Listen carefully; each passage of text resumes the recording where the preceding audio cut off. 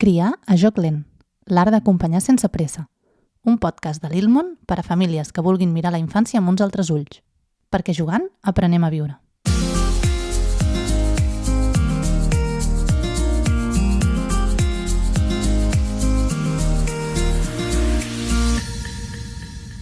Hola de nou i benvinguda a aquest segon episodi de Criar a joc lent.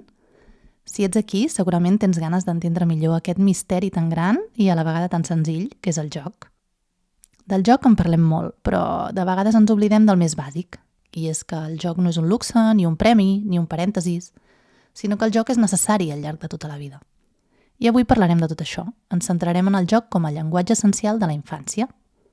Perquè el joc no és només una activitat, no és un entreteniment. És molt més per la infància. És la seva manera de parlar, d'expressar-se i de comprendre el món. I encara que hagi parlat del joc com una necessitat o com el llenguatge de la infància, els adults també necessitem jugar. No es tracta només d'una etapa, i quan deixem, oblidem o apartem el llenguatge del joc com a adults, sembla que ens quedem una mica muts davant de la vida. I per començar amb l'episodi d'avui, recupero aquella pregunta incòmoda que vaig llançar a l'episodi anterior cap al final del capítol, i és: tu com a adulta jugues? I aquí ve la part divertida, que quan ho pregunto la majoria em diu: jo no tinc temps per això. Això són coses de nens. O fins i tot, jo ja no sé jugar. Déu-n'hi-do, no? A mi el que em sembla curiós de tot això és que després, quan busquem la felicitat, ho fem en llibres d'autoajuda o en cursos de creixement personal, en escapades de caps de setmana o en 1000 activitats que ens prometen sentir-nos millor. Busquem desesperades exactament allò que el joc ens dona de forma gratuïta. Connexió, alegria i presència. I el joc el deixem de banda. Està clar que hem evolucionat, que hem crescut, que hem canviat de gustos i que no juguem exactament igual que quan érem nens, nenes ni adolescents. Però quan juguem de veritat, connectem amb el nostre nen o nena interior, amb aquesta part més creativa, espontània, lliure. Llavors apareix aquesta part nostra que estava com adormida, no? La despreocupada, la que no pensa tant i la que simplement és i flueix.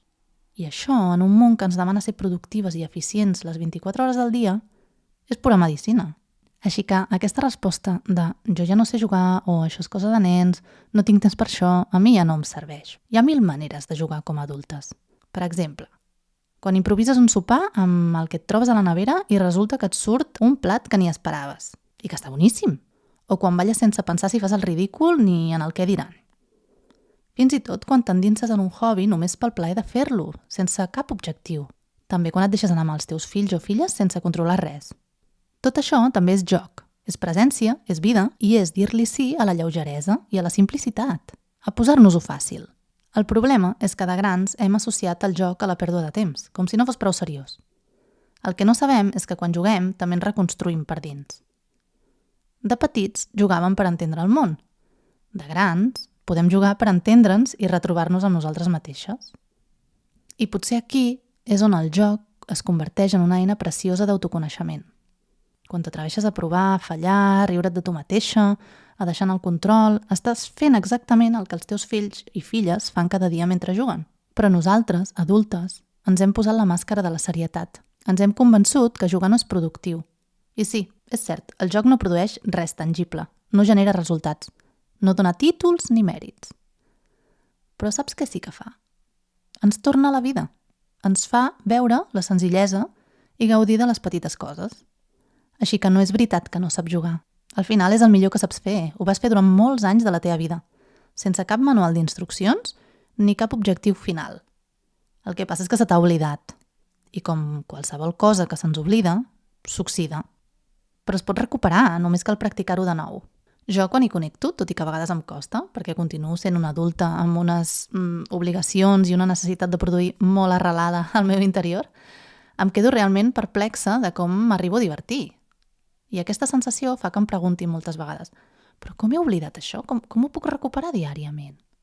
I aleshores és quan me n'adono que tenir fills o filles ens dona la meravellosa oportunitat de tornar-hi a connectar, de tornar-ho a viure. I quan ho faig, descobreixo que m'agrada i que a més em genera felicitat a totes dues. I també penso que quan ho cultivo, tant per mi com per ella, li estic donant aquestes eines per no arribar a perdre-ho mai a la seva vida. Perquè vegi que és important el joc i que no l'ha de deixar mai de banda, que no ha de ser productiva a les 24 hores del dia, ni ara ni mai. Vull convidar-te a mirar el joc com el que realment és, una manera d'estar al món, tant per la infància com per nosaltres. Una manera de connectar amb tu mateixa i una manera de deixar-te portar, de viure l'aquí i l'ara, de gaudir de les petites coses i compartir temps amb qui més estimes. Bé, ara anem a ells i a elles. Per què juguen els nens i les nenes? I la resposta és tan òbvia que a vegades ni la veiem. Juguen perquè és la seva manera natural d'estar al món.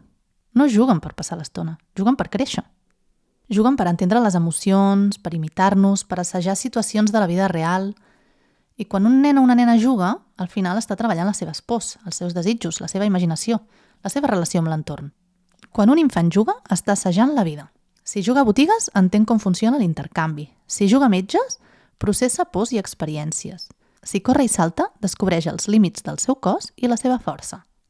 I aquí passa una cosa curiosa. Nosaltres, com a adultes, com ja he dit abans, tendim a subestimar aquest joc, no? I llavors ens diem, només està jugant. I jo et pregunto, només? Segur que només està jugant? És que el joc és tan profund que en el fons resulta que quan juga està modelant el seu cervell, està teixint emocions, està practicant relacions socials. En definitiva, està creant el seu propi món interior. S'està creant la seva essència a través del joc. El joc és la seva manera de dir-nos què viu i com ho viu. És un idioma universal, molt més profund que qualsevol paraula. És el seu llenguatge. I això és un gran repte per nosaltres com a mares i pares. Entendre que quan juguen ens diuen molt més del que sembla. Això no vol dir que ara us hàgiu d'amagar darrere de la porta per espiar què està jugant, com ho està fent, intentar desxifrar què està vivint, no? Això vol dir endinsar-se al joc amb ells i elles i després, quan tinguis temps de reflexionar, si vols, pots analitzar què creus que estava transmetent a través del seu joc. I a partir d'aquí pots veure si hi ha alguna cosa o situació en el seu dia a dia que l'està incomodant o que li està agradant per poder-ne parlar en un altre moment, amb més calma. I per poder fer això hi ha d'haver temps, presència, espai per jugar i un ambient que ho pugui acompanyar. Ja veieu que queda demostrat que no només està jugant. És molt més profund. A vegades també passa que pensem que aprenen quan ens estem ensenyant alguna cosa. Però si proves de veure el joc com el seu aprenentatge més autèntic, pots quedar bastant sorpresa de com funciona l'ésser humà en general a l'hora d'aprendre i créixer a través de la diversió. Quan un infant construeix una torre i cau i la torna a construir, és perquè realment està aprenent la persistència i la perseverança.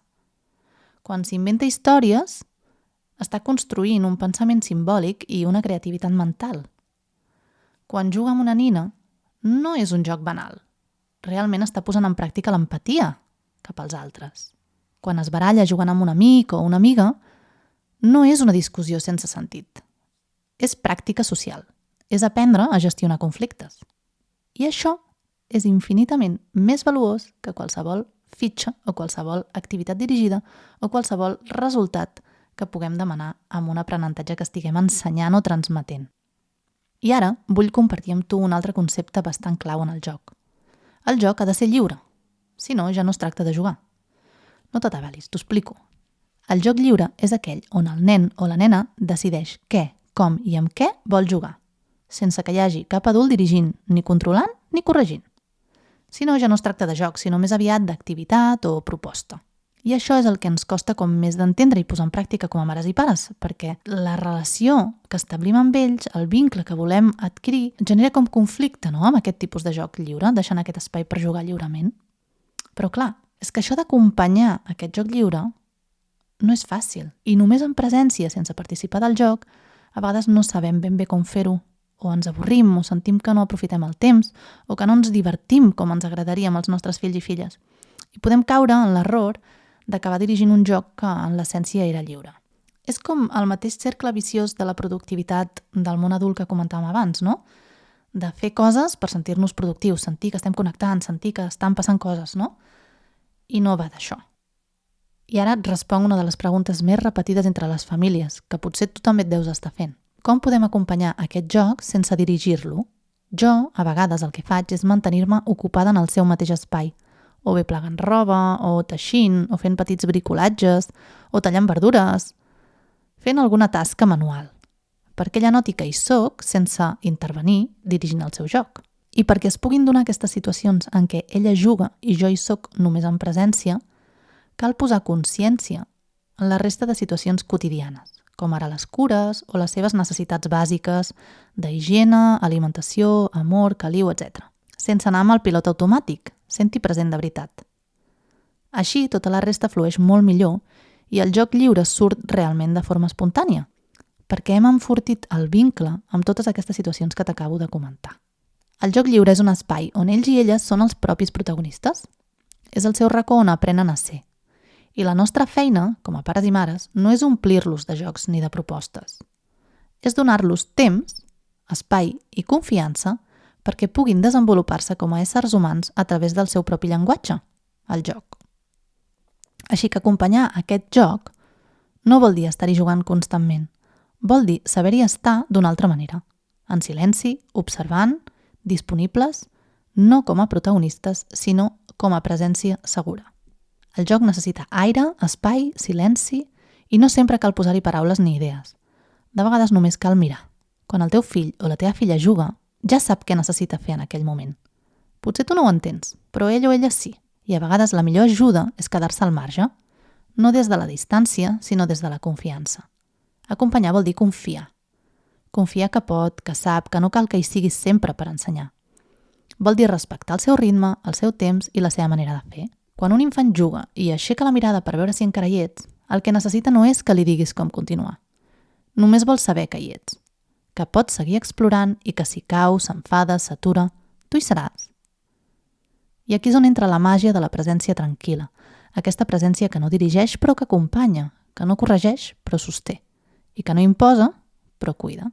Aquesta presència que li demostra sense paraules que el joc també forma part del quotidià i que és important, que no és una cosa de nens que als adults no els interessa, sinó que és una manera d'habitar el món. I quan actuem així, els infants senten llibertat i seguretat alhora. Saben que poden explorar sense por i que hi ha un adult que sosté. Això és acompanyar des del respecte i amb consciència. Així que la propera vegada que el teu fill o la teva filla jugui, et convido a provar d'observar sense intervenir. Mira què t'està ensenyant el seu joc i si et demana que hi participis, entra-hi amb la seva mirada, no amb la teva. No per ensenyar, sinó per compartir i interessar-te d'allò que està fent. El joc no necessita direcció, només presència, i aquesta presència, quan és conscient i amorosa, és el millor regal que li pots fer. I ara arribem a una de les parts més boniques i complexes del joc, que són les emocions. El joc i les emocions van agafats de la mà. No es poden entendre l'un sense l'altre. Quan un nen o una nena juga, allibera tensió. Prova límits, gestiona frustració, aprèn a regular-se, està posant ordre al seu món intern. Fins i tot reviu, recrea i repara allò que ha viscut. A través del joc, els infants expressen el que encara no saben posar en paraules. És el seu llenguatge emocional més autèntic. I la nostra feina com a adults és aprendre a llegir-lo, no a traduir-lo. És per això que quan un infant està molt carregat emocionalment, moltes vegades el millor que podem fer no és parlar, sinó deixar que jugui i que pugui expressar totes aquestes emocions a través del seu joc. Pensa-hi un moment, quan un infant està jugant a metges i totes les nines estan malaltes, potser està processant una visita al pediatre que li va impressionar bastant. O quan juga a baralles i discussions entre ninots, potser està integrant una discussió que ha sentit a l'escola entre infants o fins i tot a casa, la vol entendre.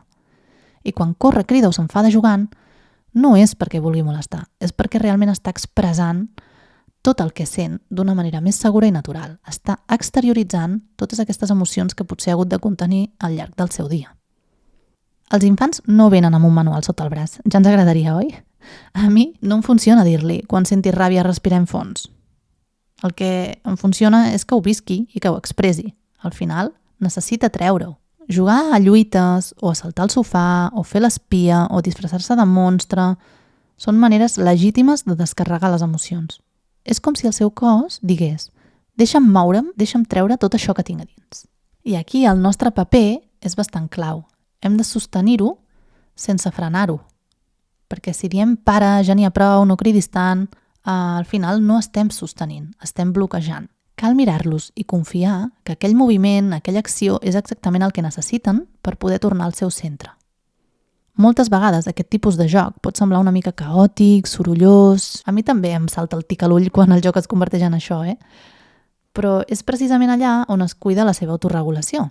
Quan ells juguen, el seu cervell està aprenent a posar nom, ordre i calma al que senten, i nosaltres ho hem d'acompanyar. És com si cada joc fos una petita teràpia disfressada de diversió, perquè en realitat el joc és això, teràpia natural. No calen paraules, ni discursos, ni estratègies, només temps i espai per fer-ho. I si ens parem a pensar, a nosaltres també ens passa. Quantes vegades hem estat angoixades i de sobte riure o fer una ximpleria ens ha canviat l'ànim i ens ha tret del malestar? Això també és jugar. El nostre cos també allibera tensions. És la mateixa regulació emocional, però amb sabates de persona adulta. Per això sovint dic que el joc és un pont emocional, que ens connecta amb ells i elles i també ens connecta amb nosaltres mateixes. Quan juguem junts desapareixen els rols d'adults i infants. Només hi ha dues persones que riuen, que gaudeixen, que es troben en el present. I no hi ha cap manual que superi això. El joc ens ensenya una vegada més que no cal tenir-ho tot controlat per estar bé. Que la felicitat no és absència de conflicte, sinó capacitat de travessar-lo jugant i junts. Que podem estar bé amb coses senzilles. Que una estona de joc, una rialla, un moment compartit és molt més valuós que qualsevol altra cosa. I que al final el joc és l'emoció feta acció. La seva manera més pura d'evitar la vida. I potser també la nostra. I com a resum final del capítol d'avui diria que el joc és molt més que un entreteniment. És llenguatge, és aprenentatge, és emoció i és connexió. I quan ho veiem així se'ns obren els ulls. Entenem que la nostra feina no és dirigir ni corregir, sinó sostenir, observar i donar-li temps i espai. És responsabilitat nostra, com a mares i pares, protegir aquest espai per jugar, donar-li valor i deixar-nos també contagiar de la seva pròpia màgia. Per tancar, et convido a provar de tornar a jugar avui. No cal fer res especial. Canta al cotxe, juga a fer pessigolles, pinta sense cap finalitat, improvisa. Estic segura que et farà sentir bé. Perquè el joc és la manera més sincera i lliure d'expressar-te. És parlar el llenguatge de la vida sense traduccions. I si tot això que t'he explicat et ressona i vols enviar-me un comentari o un missatge de què fas tu per continuar jugant o si tens alguna pregunta relacionada amb tot això i creus que et puc donar un cop de mà, et convido a que m'escriguis al correu criarajoclent@gmail.com i et respondré al proper capítol del podcast de manera totalment anònima. Així tindrem l'oportunitat d'escoltar situacions reals que es produeixen a totes les cases en relació al joc i que ben segur que ens ajudaran a totes a sentir que estem acompanyades i que vivim més o menys el mateix a totes les cases. Gràcies per ser aquí, per escoltar i per voler donar valor al joc, tant el seu com el teu. I recorda, sempre, sempre, sempre, que jugant aprenem a viure.